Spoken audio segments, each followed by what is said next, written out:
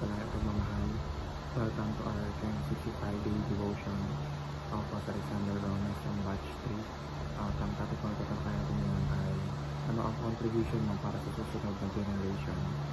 Ngayon po ating Bible verse ay tungkol sa Mark chapter 1 verses 16 to 20. Pag-usapan natin ang ating puso-puso sa mga nakasalita ng Diyos. Sinasabi dito na as Jesus walked beside the Sea of Galilee, he saw Simon and his brother Andrew casting a net into the deep, for they were fishermen. Come, follow me, Jesus said, and I will send you out to fish for people. At once they left their nets and followed him. When he had gone a little farther, he saw James son of Zebedee and his brother John in a boat, preparing their nets. Without delay he called them, and they left their father Zebedee in the boat with the hiremen and followed him. Teaching number 1, Christ invested in the youth for global mission. Pinapakita ng buhay at ministry ni Jesus na hindi lamang siya tumawag ng mga tao. Sinuportahan, sinanay at hindi niya tiwala ang mga kabataan. Maraming alagad ay malamang na nasa kanilang kabataan early adulthood nang tawagin nila sila ni Jesus. Sa ganitong pamamaraan, pinapakita nila ang kabataan na hindi dapat maliitin.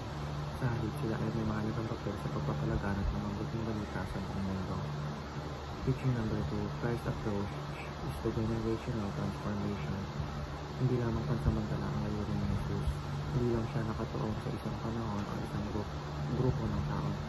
Ang kanyang diskarte ay panghabang buhay at pangmaraming ay kasimula sa isang henerasyon at nagpapatuloy hanggang sa susunod.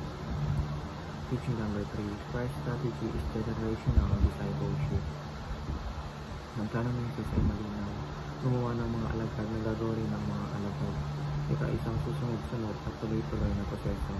Ang discipleship ay hindi lang pagtuturo ng kaalaman. Ito ay pagkasamahan, paggabay, pagpapalakas at pagpapatibay ng pananampalataya. Application number 1, touch one life and change a generation. Ang tunay na pagbabago ay nagsisimula sa isang tao. Hindi mo kailangan baguhin ang buong mundo. Nag-umpisa ka sa isang buhay na pwede mong ma-influensyahan. Maaari itong isang estudyante, pamangkin, kapitbahay ng kabataan o sino mang pinagkatiwala sa inyo nito. Application number 2, teach young people to obey Christ. Ang pagsunod kay Kristo ay hindi natural. Ito ay itinaturo. Kailangan ng kabataan ng tamang gabay upang maunawa ng kalooban ng Diyos at may pamumuhay ito araw-araw. Application number 3, train the youth while their hearts are moldable.